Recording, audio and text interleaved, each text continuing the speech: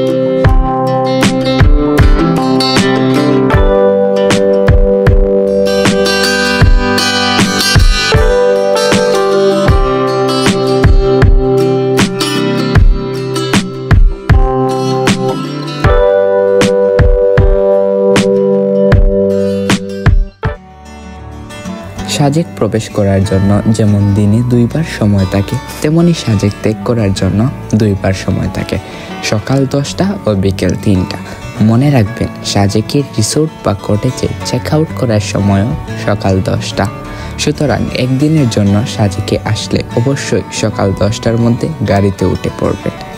আমরা যেই প্যাকেজে সাজেক এসেছিলাম সেখানে অন্তর্ভুক্ত ছিল সাজেকে আসা ও যাওয়া, সাজেকে এক রাত্রি যাপন, হেলিপ্যাড ও কংলাক পাহাড় ঘুরে দেখানো, এছাড়া খাগড়াছড়ি পৌঁছে ঘুরে দেখানো খাগড়াছড়ির সকল স্পট।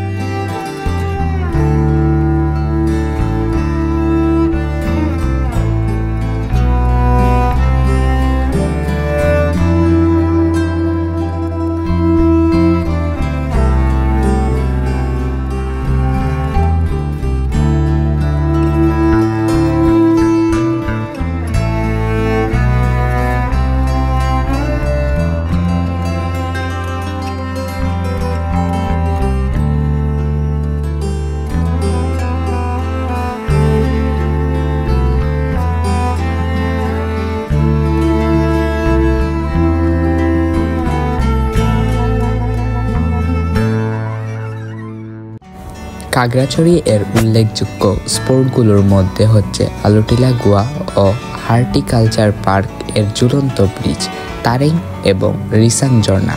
আজকে আমরা ঘুরে দেখব আলুটিলা গুহা ও হর্টিকালচার পার্ক এর ঝুলন্ত ব্রিজ। আমাদের সবার সময়ের স্বল্পতা থাকায় তারিং ও রিসাং ঝর্ণা দেখা হয়নি। খাগড়াছড়ি এসে আজকে আমাদের প্রথম স্পট হচ্ছে আলুটিলা গুহা, যেখানে আমরা জনপ্রতি 40 টাকা টিকেটে ভিতরে প্রবেশ করি।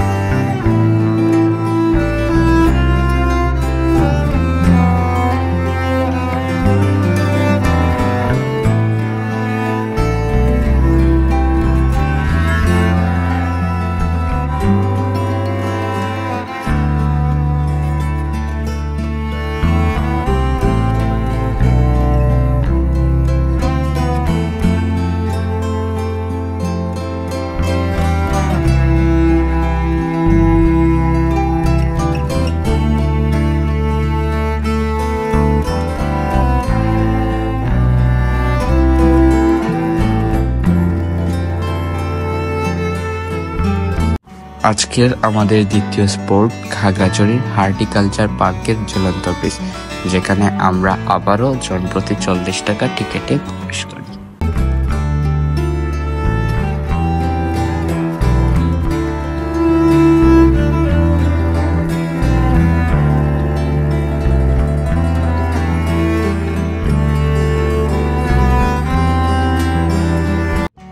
খাগড়াছড়ির 2টি স্পোর্ট করে আমাদের রিজার্ভ করা জিপ গাড়ি আমাদের নিয়ে যায় খাগড়াছড়ি শহরে, যেখানে আমরা দুপুরের খাবার শেষ করে রওনা দেই চট্টগ্রামের উদ্দেশ্যে। আমাদের সাজেকের 2টি পর্ব আপলোডের মাধ্যমে শেষ হয়ে যাচ্ছে সাজেক সিরিজ। এ ভ্রমণ সম্পর্কিত কিছু জানার থাকলে কমেন্ট করে জানাবেন। ভালো থাকবেন এবং দোয়া রাখবেন।